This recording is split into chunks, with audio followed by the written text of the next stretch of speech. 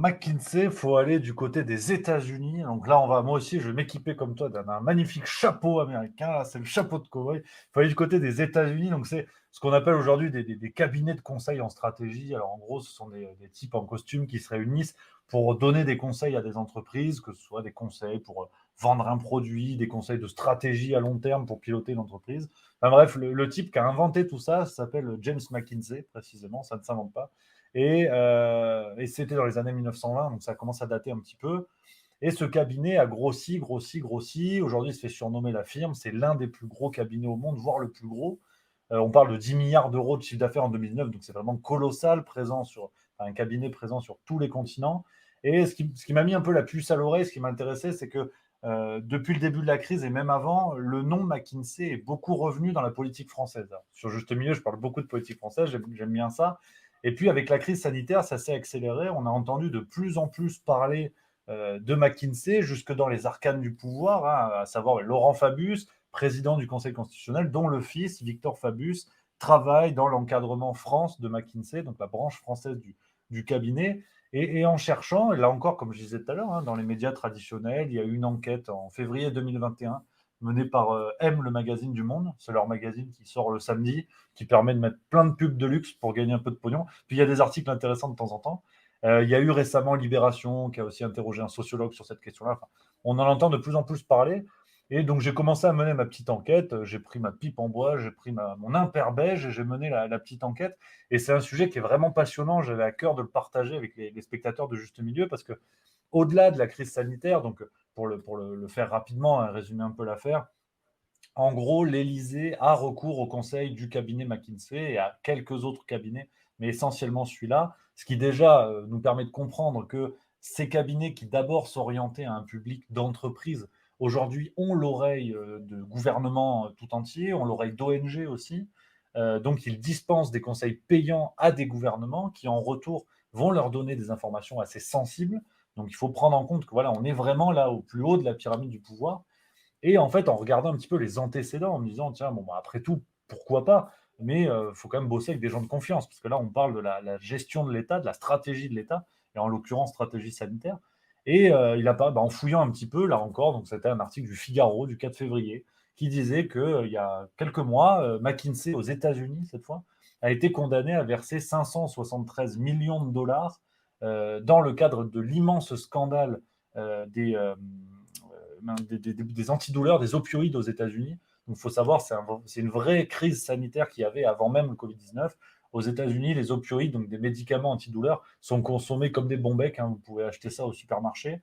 Et on estime que ça a causé la mort d'environ 500 000 Américains. Donc, c'est vraiment un drame sanitaire.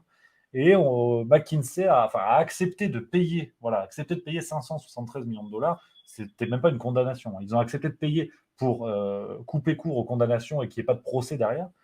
Parce que simplement, ils avaient donné des conseils à des entreprises pharmaceutiques, notamment une qui s'appelle Purdue Pharma. Purdue, enfin, voilà, l'accent américain, c'est pas mon truc, qui fabrique l'Oxycontin, qui est un des plus gros antidouleurs les plus consommés aux États-Unis. Et leur conseil, c'était de dire qu'il fallait préférer les dosages les plus élevés parce que c'était les plus lucratifs. C'était ceux qui ramenaient le plus de pognon. Donc voilà le genre de conseils que ces types-là peuvent distribuer à des entreprises et donc à des États. Et donc, boule de neige, en continuant à mener un peu la petite enquête avec mes petits bras, il apparaît qu'il y a beaucoup, beaucoup, beaucoup, beaucoup de zones d'ombre dans cette affaire, et notamment dans la gestion qui est faite, dans les conseils qui ont été donnés par McKinsey au gouvernement français, dans le cadre sanitaire, bien évidemment, mais aussi plus largement. Par exemple, ça, c'était récemment, commission d'enquête du Sénat. On apprenait que McKinsey avait signé un contrat de 500 000 euros avec le ministère de l'Éducation pour l'organisation d'un colloque qui n'a jamais eu lieu. Enfin, voilà un peu le genre de manigance. Ouais, moi j'en avais parlé avec un de mes amis qui est prof de maths, dont je parle de temps en temps sur la chaîne, Cicéron. Et Cicéron, c'est pas carré, il m'a dit, à l'éducation nationale, on a 1 163 000 profs. Enfin, non, pas que des profs, il y a 800 000 profs et le reste, c'est de l'administratif. Et c'est vrai que sur 1 163 000, qu'on n'en ait pas trouvé une dizaine pour même une centaine, pour faire une étude sur l'éducation nationale, surtout je crois que ça a été payé 400 et quelques milliers d'euros, quoi. Donc c'est quand même une étude qui a coûté super cher. Et qu'on n'ait pas trouvé dans plus d'1 million de salariés petite équipe capable de mener ce genre d'études, moi, ça me paraît fou. Ça paraît dingue. Ah bah, après, c'est une logique qui s'entend, hein, pour finir rapidement là-dessus. Il y a beaucoup en fait de gens qui ont fait la navette, des gens qui bossaient chez McKinsey, qui très vite se sont retrouvés dans l'entourage d'Emmanuel Macron au moment de la campagne de 2017, puis ensuite qui ont eu des postes de pouvoir dans des commissions à la con, enfin des postes, en tout cas ils étaient dans le pouvoir, mais sur des postes complètement, enfin, quasiment factices. Et puis dans l'autre sens, il y a des gens qui étaient dans le gouvernement, qui sont allés chez McKinsey. Il y a des navettes comme ça. Donc il y a une logique finalement de réseau. Tout comme, bah, je sais pas, si j'ai un bon ami qui est boulanger, un jour j'y vais, je lui achète 10 baguettes, il va me dire, bon allez, la 10e, elle est pour moi. À notre échelle, ça pose pas de problème. Mais à cette échelle-là, on parle Ouais. de contrats effectivement très importants, on parle de postes avec des gros salaires. Donc voilà. Oui, ouais, tout à fait. Surtout qu'ils avaient aussi. Moi, ce qui m'a beaucoup gêné avec McKinsey, c'est qu'on voit que d'un côté, il conseille l'État sur comment utiliser finalement les produits des laboratoires pharmaceutiques, et d'un autre côté, il conseille les laboratoires pharmaceutiques sur comment vendre leurs produits aux États. Donc, on est un peu sur quelque chose de particulier, quoi. Donc ça, c'est vrai que c'est très, très particulier. Et ce que j'ai appris aussi dans la vidéo que tu as faite, moi, c'était les liens avec Fabius,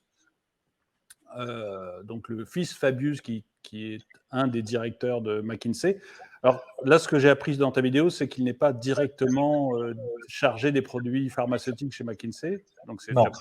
bien. Non, non. Effectivement. Alors là, pour le coup, j'ai regardé l'organigramme McKinsey, hein. J'ai pas non plus fouillé, j'ai pas des taupes chez McKinsey ou autre, mais d'après l'organigramme McKinsey, il est plus sur la partie marketing, produits alimentaires, tout ça. Donc, il ne Ouais. serait pas trop dans le sanitaire, il reste dans l'entreprise quand même, enfin dans le cabinet quand même.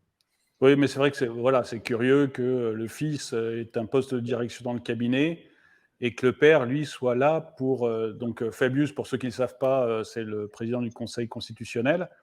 Et donc, c'est lui qui avalise après les lois que veut faire passer le gouvernement. Donc, c'est quand même très, très particulier dans cette période, quoi. C'est vraiment des choses étranges.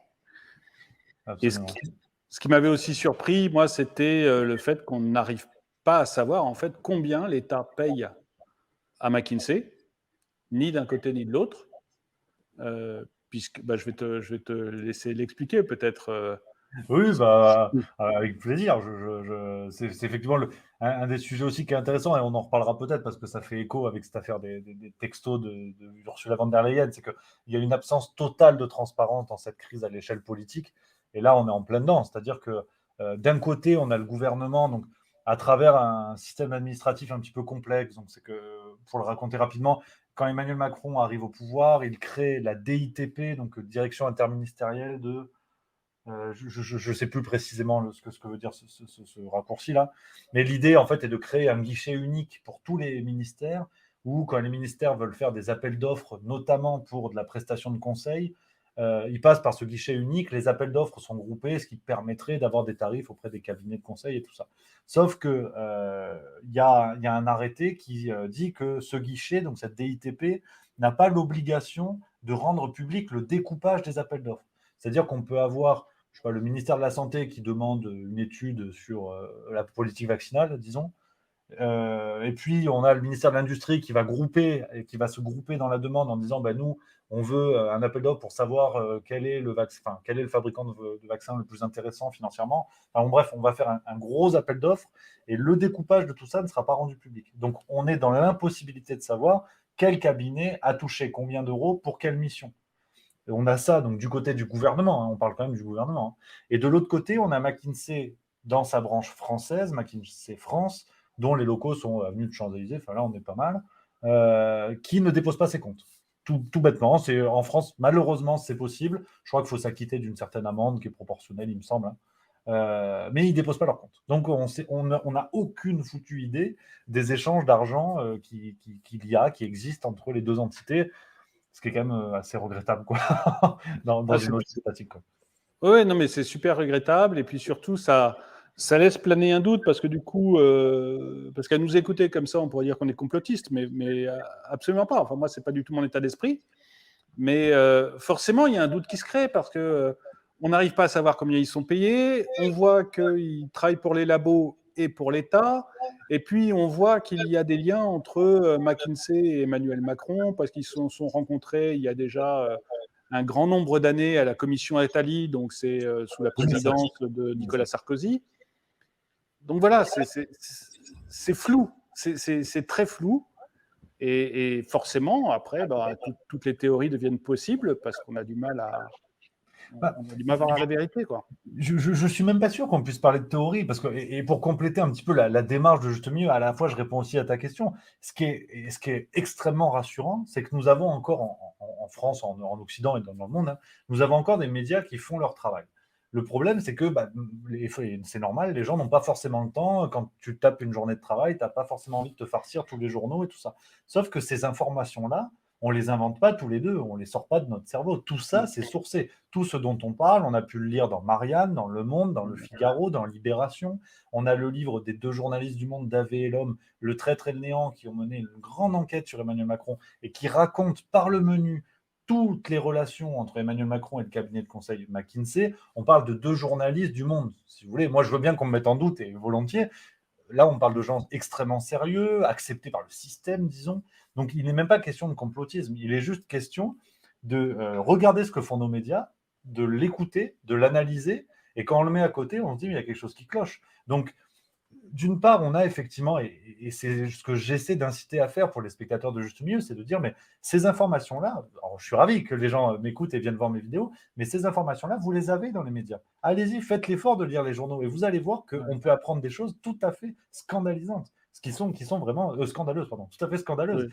Donc, on a ça d'un côté, et de l'autre côté, on a l'argument de complotisme. Dès que quelqu'un arrive avec des informations un petit peu sourcées, on l'a vu d'ailleurs avec la crise sanitaire, ça a pris une ampleur ridicule. C'est que quand vous émettiez ne serait-ce qu'un doute en disant mais c'est quand même bizarre, Ursula von der Leyen, les SMS et tout ça. Ah non, mais attention, c'est du complotisme. Oui, mais j'ai lu ça dans Marianne.